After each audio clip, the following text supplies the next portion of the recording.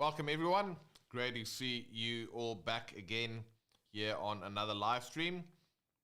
Let's go ahead and welcome some folks in the chat. If you are just joining, please let us know where you are tuning in from. Always great to see where our WGS subscribers and viewers are tuning in from. And if you're watching a replay, go ahead and comment replay so we can know where you are watching from as well. So we've got Emma Eric tuning in from Uganda. Hey Emma, how's it going? We've got Mark Wilson tuning in from Florida. Welcome, Mark. And we've got some awesome news. Darren Grimm is on the move and watching from Texas and said he just welcomed a new grandchild into the world. Let's go. That's awesome, Darren. We are super stoked for you and your family. What wonderful news. Got Kenan watching a couple of doors down here from J-Bay, South Africa. Caster Viking tuning in from the Netherlands. Once again, Larry Simonis, one of our WGS Academy members, tuning in from Illinois, USA. And XYZ Mon from Detroit, Michigan. Samuel saying hello. Jacobus tuning in from South Africa. And we've got EJ tuning in from Uganda. Caster Viking is saying the sound is a little bit low. I think it's sounding okay on our end. If it's low for anyone else, let me know. I can pull the mic a little bit closer. Let's see if that does the trick. And then we've got, we've said the Ivory Coast for Samuel. Welcome, Samuel. Gary Weaver is tuning in from West Virginia. Son of Thunder tuning in from South Carolina. John. We've got Auntie tuning in from Finland. And he's saying he's another one of our Academy members. And Auntie is saying that the latest stuff you've released in the Academy has been just awesome. That's wonderful. Thanks, Auntie. Great to hear that. We are running a New Year's New Skills Challenge for all of our members. And it's been really fun taking everyone's feedback, kind of seeing where they're at and creating some fresh new content for them. So that's great news. Thanks so much. And we've got some sound slice videos that should have gone live as well today. So go and check those out. Mark Lynn's tuning in from Trinidad and Tobago. And then Sons of Thunder is another WGS Academy member. Welcome, welcome. Great to see you. Craig Baker tuning in from Arizona. Auntie saying the sound is also quite low. So let's just have a look at that. Maybe if I boost my mic a bit. All right. So hopefully that's sounding better. Kenan, you can also maybe just let me know what that's like. But I've just boosted the input on the mic. So, and let me boost my thing over here as well. That should have made us a little bit louder. And by talking about volume and all of that kind of stuff, we can go ahead and check that out. And Craig Baker saying he's going to sign up for the Academy today. That's wonderful. I'd love to welcome you there. We've got tons of good stuff. And for those of you wondering about the Academy, since a couple of people are mentioning it, basically, it's our entire Worship Guitar Skills curriculum where we do all of our training in the members area. So you get all of our courses as a curriculum, all of our entire curriculum. And then we do coaching. It's calls like these, but every Friday with on Zoom, people asking questions, we're giving feedback. And then the best part of it all is community, where folks from all over the world get to chat with each other. We've had some meetups happening in person. Ray from the US came and visited us here in South Africa, and Charles met up with Auntie in Finland. And so we've got an awesome community with a forum and people just connecting all over the show and all on the same journey together. So that's awesome. Great news, and looking forward to welcoming you there, Greg. And then Costa saying the sound is better. All right, wonderful. Well, let's do a quick check just on the guitar and on the track. I'm just going to play a little bit of a track here, and then with a bit of guitar, and let's see what that sounds like.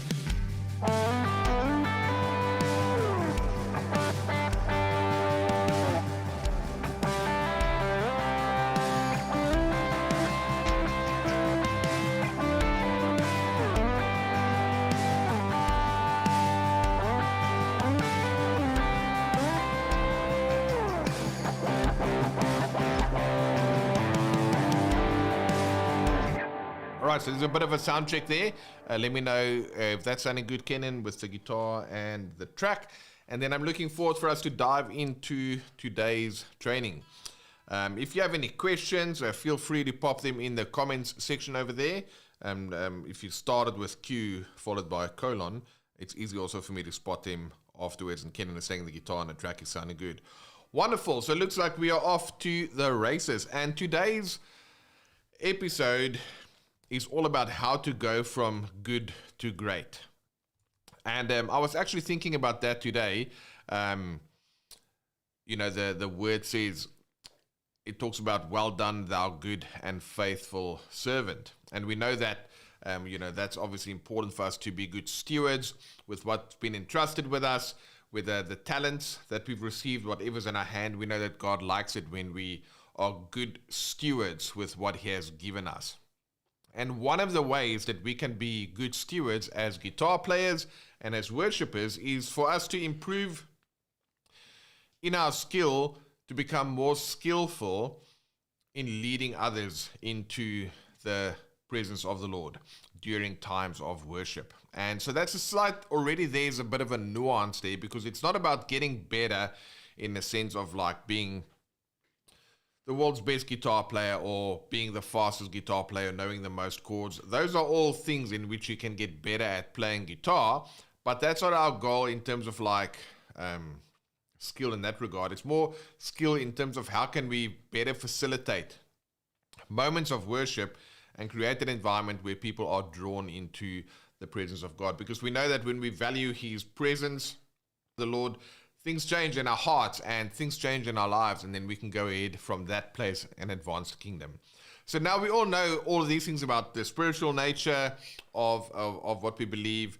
We know that we want to be good stewards, but what does it mean to be a good steward, and how can we go from our guitar playing from good to great, not in the sense of look at me, I'm so awesome, but in terms of I am stewarding the gifts, the talents, the opportunities, the relationships, and the mandate and the vision and the mission and all those awesome things. I'm stewarding it well. Well, that's what today's lesson is all about, and I've got my trusty iPad here, and what I'd like to share with you is like, how do we do this in the context of worship? Because obviously it's one thing to learn the modes and to learn all the voicings in all the positions of the guitar and so forth, but from a worship perspective, what does that really mean?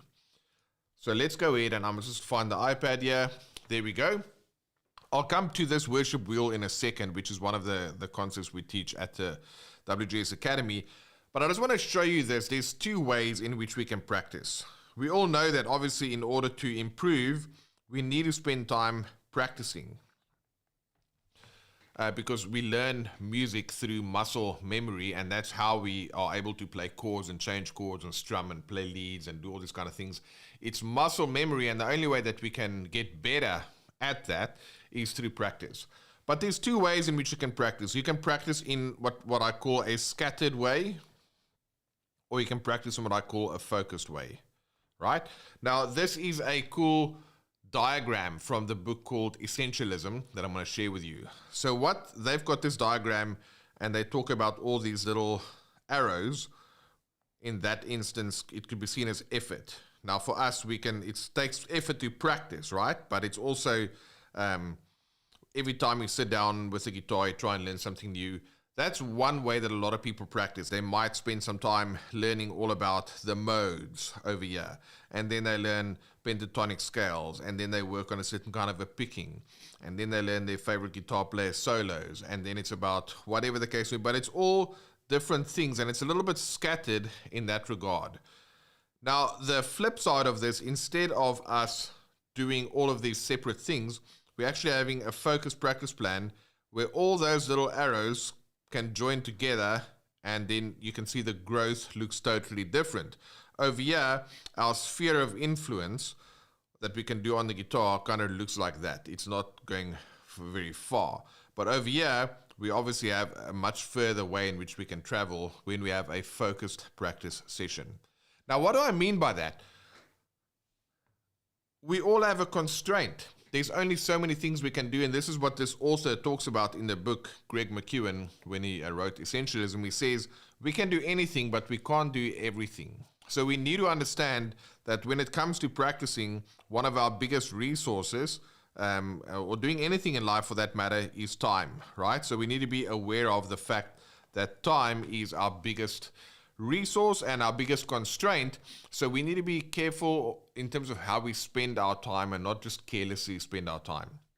So if you go down by looking at this, what does it then mean to have a focused practice plan? Well, I'm, of course, with what we said here in the beginning, we are talking about this in the context of worship. We are worship guitarists, and we play because, why is it called worship guitar? Well, it's just, that's what we call it when we play guitar in church. We worship the King. We help others into the presence, and we use our skills, gifts, and abilities in order to do that. So, yes, I'm still playing the same notes, the same chords, not always the same chords in the same way, but we're playing the same things, the same techniques, but the application is a little bit different. Now, because we don't have unlimited time, we want to have a focused practice session. So that's what we're going to dive in right now. And just a big thanks to Michael Aguilar for the super chat there and saying, hey, thanks for all the content you put out. Thank you so much for the support there, Michael. We really, really appreciate that. So what I've done is I've created this, what I call a worship, the worship guitar skills formula. And it's basically made up of 8 different elements, right? Let's quickly run through these real quick. The first one is your fretboard. That's what FB stands for. We know that if we want to improve music, we need to know our fretboard. We need to know where the notes are and all those kind of good stuff. But once we know where all the notes are on our fretboard, we go to the next phase, which is harmony. And I can even start writing these things down. So the fretboard is where we find all of our notes, okay? But what do we do with these notes? Well, we take those notes, they then form chords and progressions. Because as we know, when you play worship guitar or worship songs, you're going to play chords and progressions. So these notes together form chords, and those chords form progressions. And that's when I can take, for example, separate notes. And I can play G, or C, or E minor, and D. So what I've done is I've taken the notes to play chords that then become progressions. But we know it's kind of boring if all we ever do is play chords. Sometimes we want to have melodies, right? And we want to play hooks and so forth. And that's why the Bible talks about sing unto the Lord a new song. So you want to learn to play melodically on the guitar.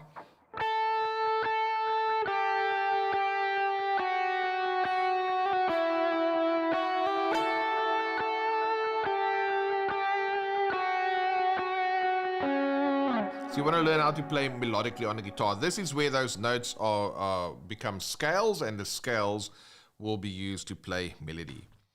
But when you just know chords and scales and progressions and melodies, it doesn't really mean much until you start adding rhythm to it.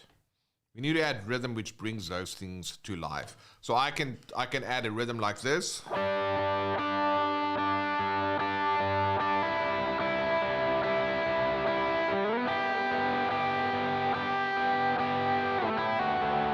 Or I can start strumming it.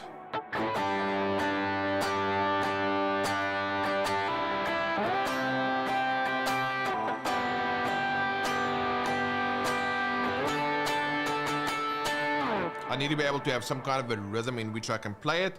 And as you can even hear my sound here, I've got delay, reverb, compression, all these kind of things to make up my tone. And I need to understand the theory of why is a triad, and what does 1, 6, 4, 5 and G mean, and just understanding some theory as it relates to worship guitar. And then technique, I've used hybrid picking so far today. I've used hammer-ons, pull-off, slides, strumming, string muting.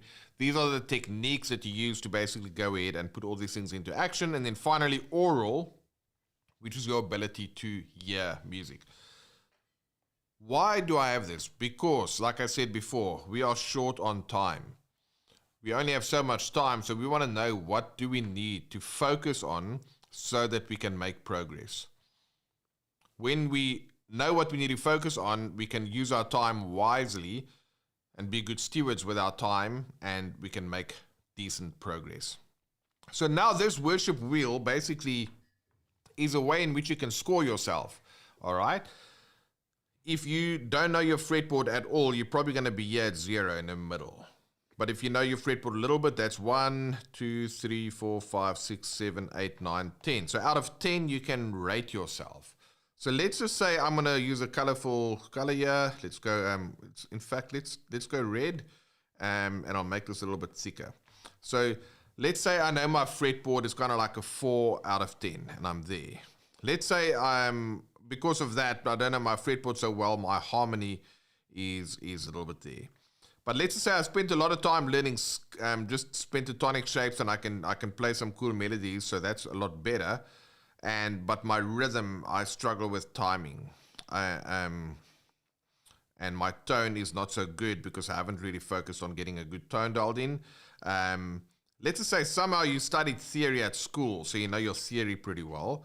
Your technique is kind of here in the middle, and in your oral ability to hear things, let's say that's also very good. You somehow are able to hear things.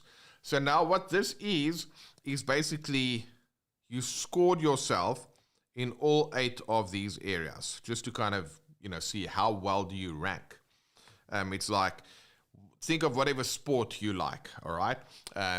Let's just take anything. There's a level of fitness, there's the skill that you need to have, there's there's all these different elements. It's not just one thing that goes into what you do. There's your mindset, there's your strategic application of your skills. A lot of stuff has to work together. So now you rate yourself, and then you act as if this is a wheel. And you need to make this, because that's why we call this the worship wheel. And then this is kind of what happens over here. Imagine that this was the wheel of a car. It's going to be a bumpy road, right?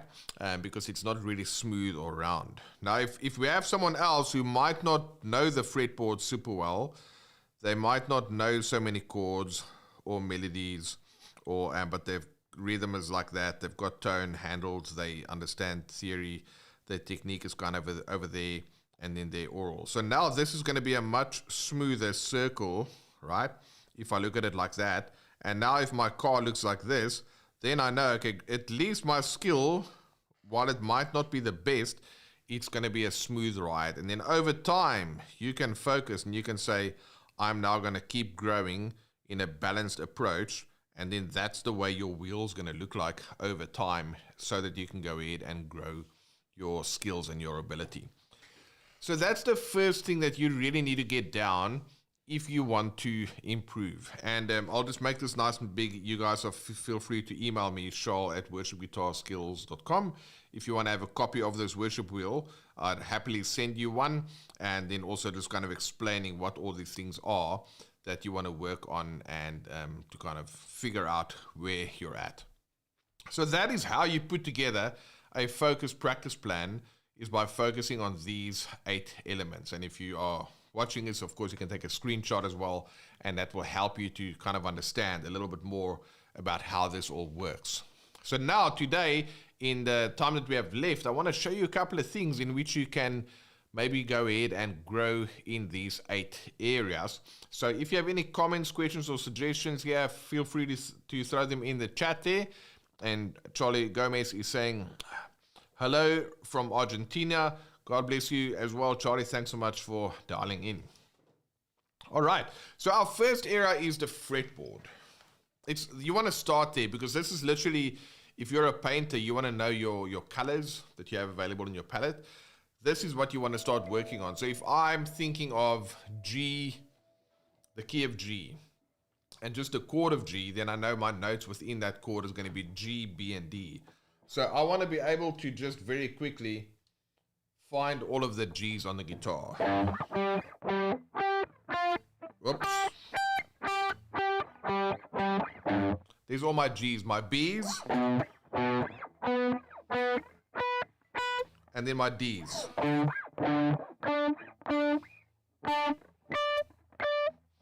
And then when I know those notes, and I know where to find my notes, I know what the patterns are. For example, this octave pattern. I know how the notes are arranged, because when you look at a piano, it's all black and white, but you don't have that same luxury on a guitar, where it's, first of all, it's not black and white, so you don't see the patterns as clearly. So you need to kind of figure out how does the patterns work. Here's a triad, there's another triad, there's another triad, there's another triad. Or I can do it over here, etc. Right? So you want to learn the notes on the fretboard, and then you want to learn different voicings in which you can play it. Now the best thing that you can do is playing 4/2 voicings, which is when you just take the 4th and 2nd strings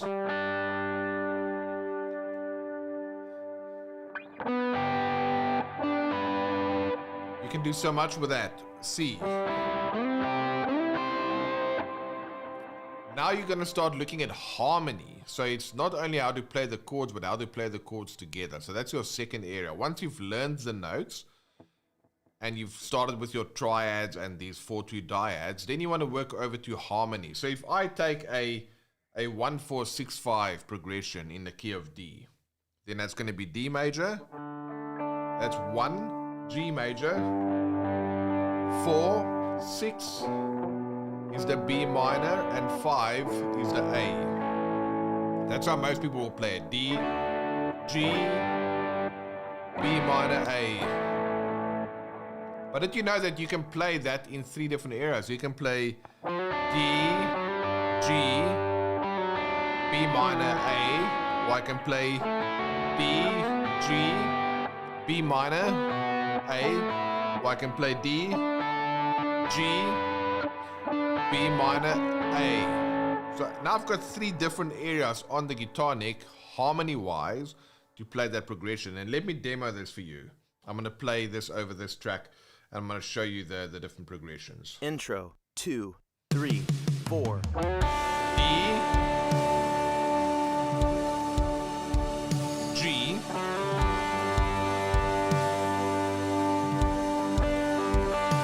B minor, and then A. Now I want to go up the neck. I want to play the same progression in a different area. D, B, A, G,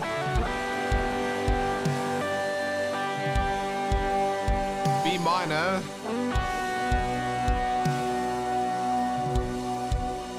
and then A. And our track is going to end here. 2, 3, 4. But then I can also go D, G, B minor, A. So now I have choices when it comes to, if I see a 1, 6, 4, 5 on the chart at church, then I can play it in different areas and I can do what best works for me. So that's harmony at work there. So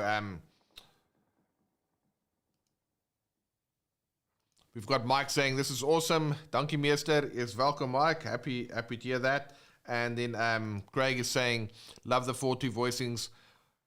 Finding all the progressions in various keys is a struggle for me. So yeah, Craig, if you check out those 4/2s, you'd be able to just, you know, at a drop of a hat, just play anything anywhere, just using those 2 notes. So definitely well worth spending some time on. And then I've got Dexter tuning in from New Jersey. Welcome, Dexter. Great to have you. And we've got a question from Caster over here. Let me go ahead and answer that real quick. I just need to make it a little bit bigger so I can see. All right, so Caster is saying, Charlotte, I have very good technique and musical knowledge, but things like making up my own rhythm and melody lines are very hard to do. Do you have some tips to improve on those? Yeah, definitely. So let's look at the first one, melody. Actually, yeah, melody is our next one. So once you know your notes, like I can play D, G, B minor, A, G, D, G, B minor, A, D, G, B minor, A. So once you know those, you want to be able to, and let me actually show it to you like this. I can play D, let's do it over here. I can play D as a triad on 3 strings. But I can also do, can you see it's the same 3 notes? Let's just get rid of the delays real quick. So, or G, B minor, and A. So what am I doing here? I'm saying, what are my notes for my triads? D, G, B minor, and A. But now instead of playing it in a vertical world, I want to say, let's go horizontal. So D, G, B minor, A. And now I can take just chord tones and I can play it over a backing, which I'm going to do. So I'm playing the same notes, but instead of playing them harmonically together as a chord, I'm playing them melodically separately. And then the second time around, I'm going to mix chord tones with non-chord tones. So if you play a D like this, and I go like this, then I've got a sus4 and a sus2 that I can embellish this chord with to give me some movement. So I'm combining chord tones of a D triad with non-chord tones, which is the fourth and the second. So I can do this over the same track now. So let's give this a shot. Intro, 2, 3, 4.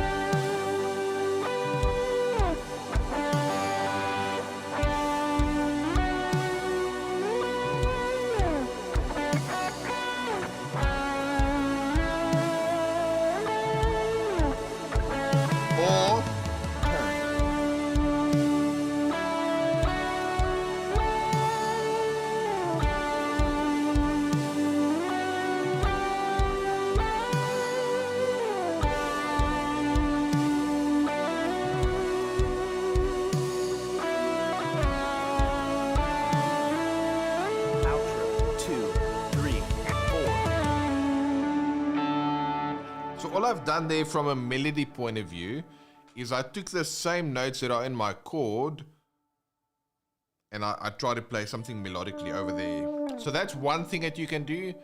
A second thing is take some of your favorite worship songs and then listen to the melody. So for example,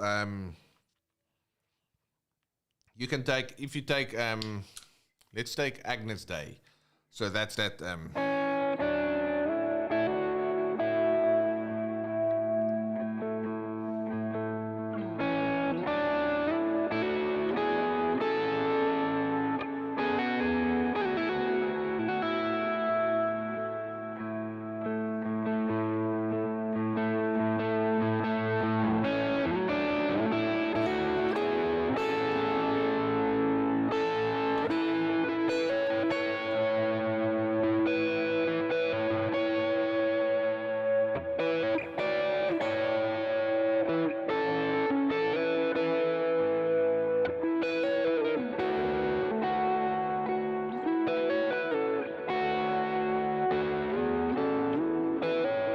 So I had a bit of a mistake there, apologies for that, but I'm taking that melody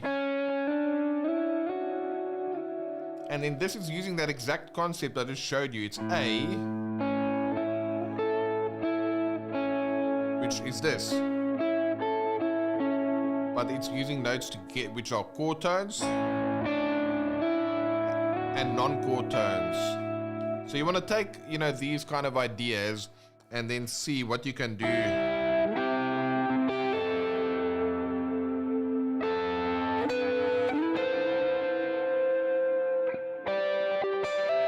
So Our God Reigns, for example.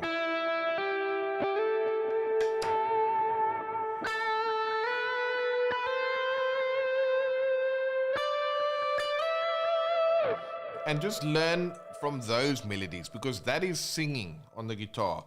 If I just go...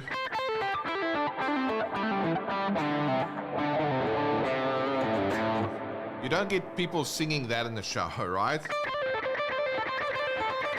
Or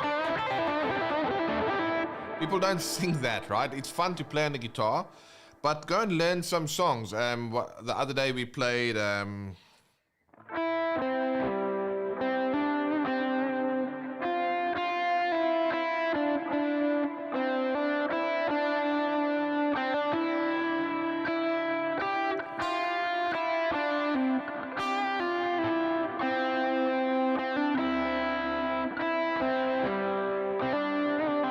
So like There's None Like You, or just take any melody and learn that on the guitar. And then also look at in terms of the rhythms that they phrase that with. So that'll be a good starting point for you. Number one, take the chords you already know, but learn to play those single notes on the guitar. And then go and play melodies, because the notes are just notes. It's kind of like money.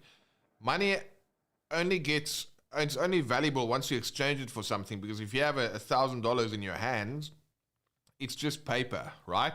But as soon as you go and bless someone with $1,000, or you buy food for your family, or you pay your rent, or you turn that money and you exchange it for something, then it becomes valuable, right? That's the exchange of value. Weird analogy, I know, but the notes are just notes. It's when I start putting those notes together in a specific way, a specific order with a specific rhythm, that it gets meaning. So it's a way that you arrange them, it makes it meaningful. So you want to learn the notes on the fretboard, learn how those notes become chords, and learn how the chords become progressions, which is harmony, and then learn how to play melodies using those exact same notes that you've learned on the guitar. And then obviously it's time for rhythm. Now rhythm is very important because that's the thing that brings your playing to life. So for example, if I can do stuff I'm going to do stuff that's very open. I'm just going to play the chords. Then I'm going to pick the chords like this. I'm going to do more of an 8th note rhythm, and then I'm going to do a syncopated 16th note rhythm. Listen to the difference of the sound that I'm playing when I am focusing on different rhythms. All right, so we listened to what the drums was doing there. Now it's going to go to C. And all I'm going to do is just big open notes. I let my notes ring.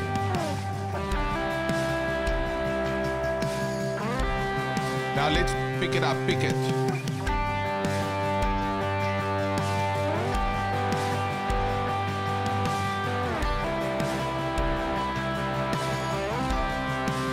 And even more.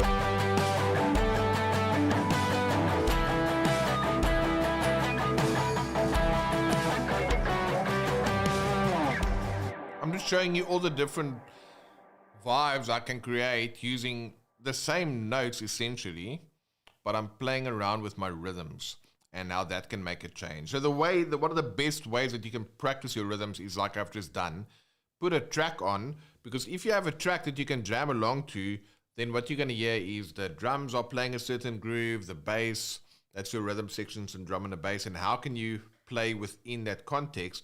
And how can your playing be on time?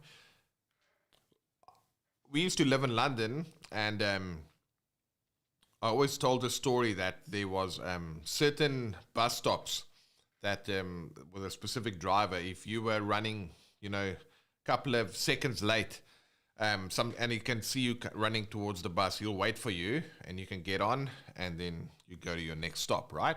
But then there were other bus drivers that even though you were running for your life to make the bus before he goes, he might see you, but he's going to teach you a lesson by saying he's just going to keep on driving. And we used to call that like the mean old bus driver story. And how that relates to the guitar is if your strumming hand is the bus driver and it knows this is the bus driver and you are your fretting hand that plays the chords. If you know the bus driver is going to always wait for you to finish the chord before it's going to keep going, this hand is going to become lazy because it knows the right hand is going to wait for the fretting hand, right? On the contrary, if it knows that, listen, if my chord is not going to be ready and it's going to keep strumming, it's not going to sound nice. It's going to sound wrong because I'm going to have notes that shouldn't be ringing out to ring out. But then there's that urgency to actually say, okay, cool, I need to hurry up if I want to get on the bus. That's what happens when you play with a track. If you just play chords on your own, there's no bus driver. So you can change your chord when you're ready, and there's not going to be any consequences for not being on time, right? But if you play with a track, your timing has to be good. You're going to hear when the band is changing, when the chords are changing. And for all of our Academy members, you guys know the WGS practice pack. There's hundreds of tracks in different keys, different tempos, different progressions, so that you can either work on your timing, you can work on your melodic playing, or you can work on your chords and your harmony, right? So that's all the way to rhythm. Now the last few, we've got the T3 coming up, which is your technique. Very important technique that you want to have down in string muting, because you saw that when I played octaves,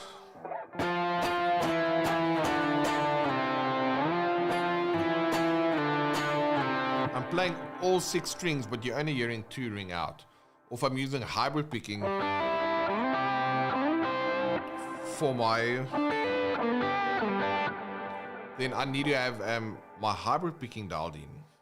So those are important techniques, or just being able to pick the strings, like when I did this type of thing. I want to make sure that I can be accurate with how I'm picking my strings. And this all comes down to exercises and drills, and we've got a bunch of those on our YouTube channel as well, that you can play certain exercises just to kind of get that accuracy going in your playing. And then when you play, you know you're going to hit the notes that you want to hit. Then we've got theory. That's nice and simple. Understanding why certain keys have certain sharps or flats. What is a 1, 4, 6, 5 in a specific key? What is the natural numbering system? What are the progressions? What chords go together? And how are chords built? And what's the difference between chord tones and non-chord tones from the same scale? In a nutshell, that together with intervals and so forth, that knowing that theory, just some of the basics of how the guitar and really music functions, will help you to be more specific with what you want to achieve. So that's your tone, your theory and your technique. And then obviously tone. You want to make sure that you have a tone that when you play, it's going to cut through the mix.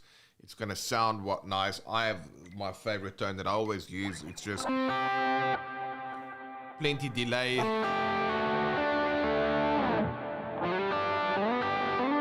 A lot of drive, so it's going to cut through. So I really like that tone. And then lastly is just your oral ability. Being able to hear when is something moving up stepwise and when is there a bigger interval jump. What's the difference between, say, a sus4 chord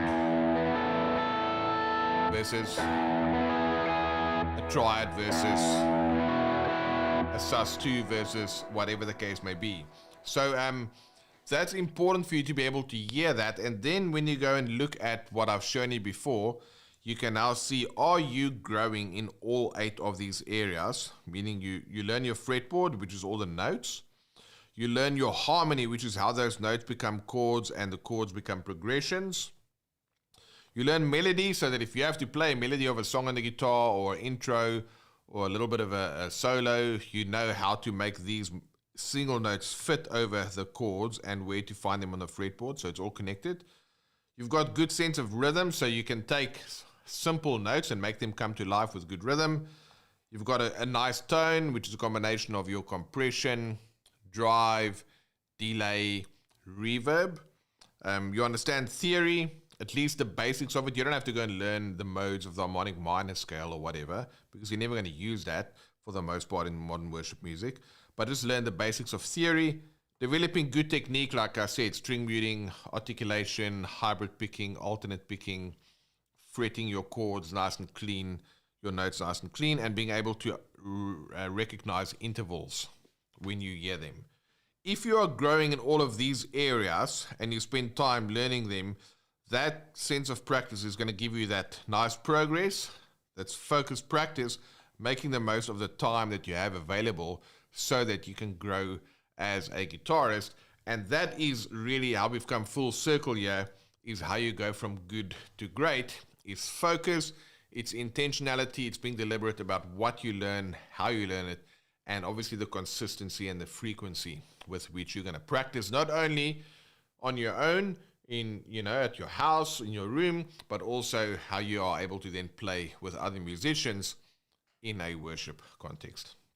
So I hope this has been useful and to kind of just demystify a little bit for you, because that means you don't have to watch 10,000 videos on YouTube. You don't even have to spend 10,000 hours to reach mastery in this sense, because for myself, I'm not a master guitar player. We leave that to people like Derek Trucks and Tommy Emmanuel and Mateus Osato and those guys who are like literally virtuosos. They've reached a level of mastery. I'm talking here about a level of competency in which you can flow and facilitate moments in modern worship. And to do that, we need to be selective about understanding, at least with our limited amounts of time, what are we going to learn. And that's really the crux of today's lesson that I wanted to carry over to you guys. On Tuesday this week, we published a video with 10 tips about how you can improve. So feel free to go and watch that one. Covers a lot of those ideas over there. So that's all I got for you today. I got a few questions here in the comments box, which I'll go ahead and answer.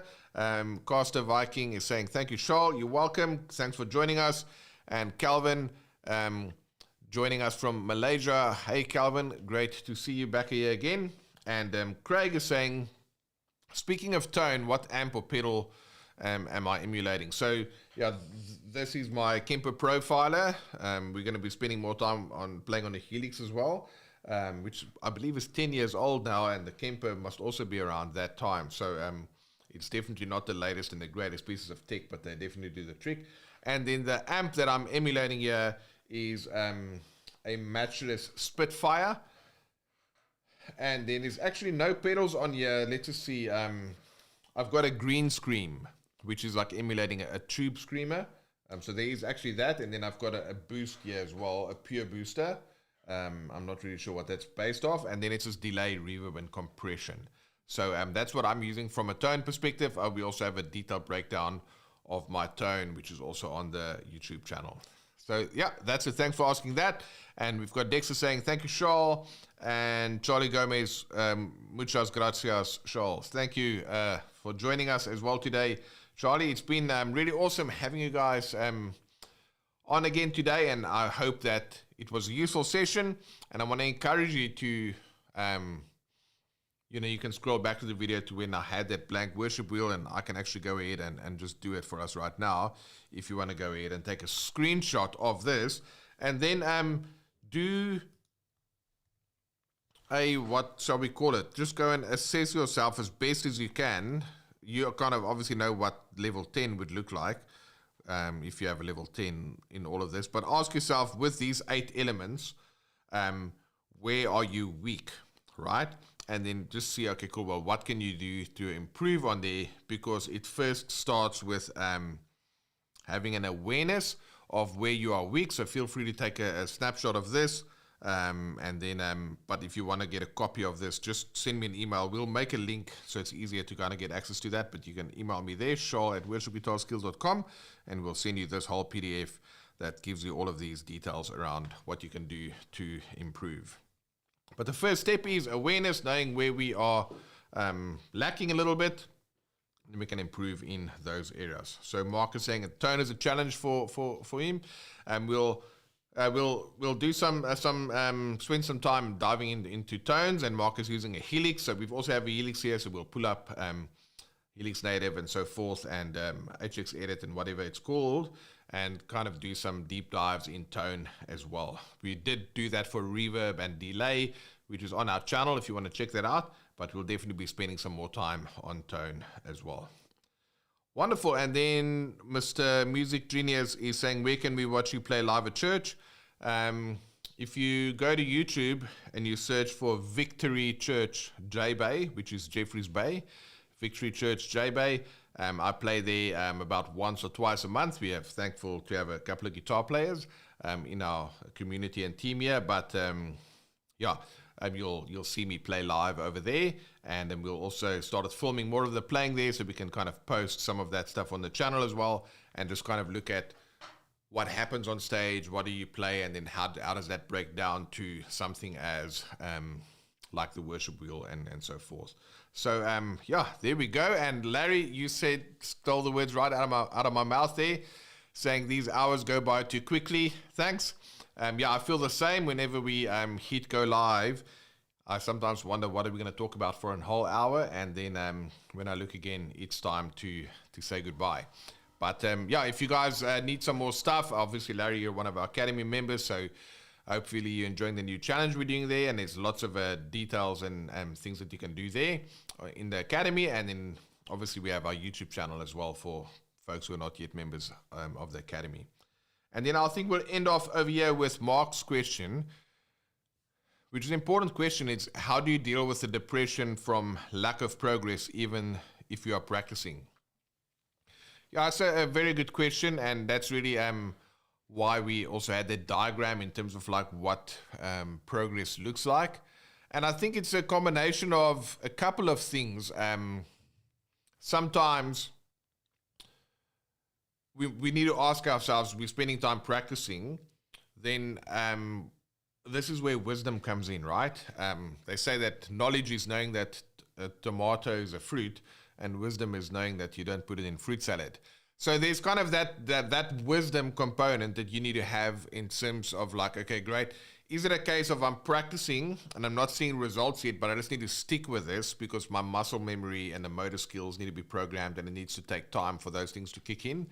It's either that, so then you stay the course, or maybe it's a case where you feel like, you know what I am practicing is actually not giving me the results. So either that could be a case of practicing the wrong things, or sometimes we might fall into the trap of practicing things that's either too difficult, so we never really kind of get something down, or it's something that we are so used to doing, so we're actually not learning something new, we're just getting better at knowing what we already know. So it's kind of looking at the difficulty level of your practice session. So it's either practicing the wrong stuff or not doing it consistently enough. And that's why I wanted to share this worship wheel today, which is just to show you what I believe those right things are to do, so that at least you can go ahead and apply that. And then that's what we're doing in our current members challenge, is we are learning a bunch of concepts in and around all of these elements, but we want to apply it to a song. Because it's as soon as you can apply things to a song, then the learning gets solidified, and you can actually see how you can apply this, because there's a big difference between those two things. And then as soon as those songs and those music that turns into worship, then even something else gets unlocked in you, and then you're like, your whole being comes alive, because it's literally your mind, your body, and your spirit all kind of working together, and that is a wonderful place to be. So those are a couple of thoughts off the top of my head, and then just I would encourage you to pray and ask God to give you strategy and some creative approaches around identifying weak spots and then finding creative solutions with accompanying actions that you can do consistently to try and improve. And if you have any specific questions, reach out anytime, Mark, and then we'd happily guide you along the way. So Mark Lynch, there we go. Hopefully that's useful. We've got Mark Wilson saying thank you so much, and Mr. Music Genius saying thank you, Charles. Well, guys, much love to you. Thank you for joining. Thank you for your support. If there's any way that we can help you guys, feel free to leave comments on our videos. We might not always reply to all of them, but we definitely read them. And if people have questions, we also take that into consideration for when we either do content on these sessions or creating content for our YouTube channel. We're also going to start publishing a second video every week, which is going to be more focused around playing and showing you guys some things around there. But if there's any way in which we can help you, at any time, just let me know. And then Mark, Mr. Music Genius is saying, what's the correlation between skill and anointing? That's a great question. I think you can have someone who's mega skillful but no anointing, And you can also have the flip side. You can have someone who's super anointed, but they don't have the skill. So it's obviously two extremes on that side. But what's the correlation between that? Well, I think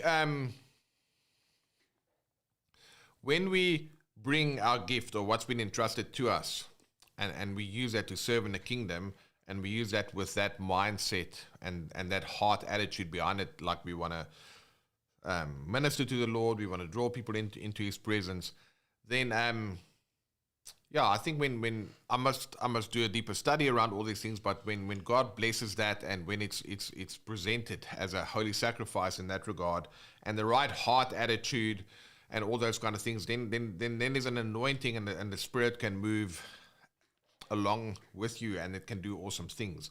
And I think when we have a level of skill, like if you think of the little boy with the 2 fishes and 5 loaves, he had something in his hands that he could bring, and Jesus could multiply that. So we want to at least get our skill to a way where that can be steered, and it can be used to bless people and to serve people, and it doesn't have to be, like I said, this mega virtuoso style playing on the guitar. And if you can do that, that's wonderful, nothing against it, but it's the consecration and setting things apart. And then I think the use for the kingdom in that regard, the combination of skill and anointing can do amazing things. And ultimately, we know that without the anointing and without love, we are just clanging cymbals. That's what the word says, without love. So that's a combination of just having your spirit and your heart in the right place, because then that sound and that attitude is going to come through the sounds that we make on the guitar. So that's a good question, and something that we can dive into a little bit more in future videos as well. So thanks for asking that, and it's great to have an awareness of that. And Mark Lynch saying, thank you, Charles. I really appreciate this. Super welcome. Much love to you guys. I will see you on the next one. We'll do another stream next week, Thursday, I believe. And then we've got some new fresh videos coming out for you next week. And if there's any way we can help you guys, reach out anytime.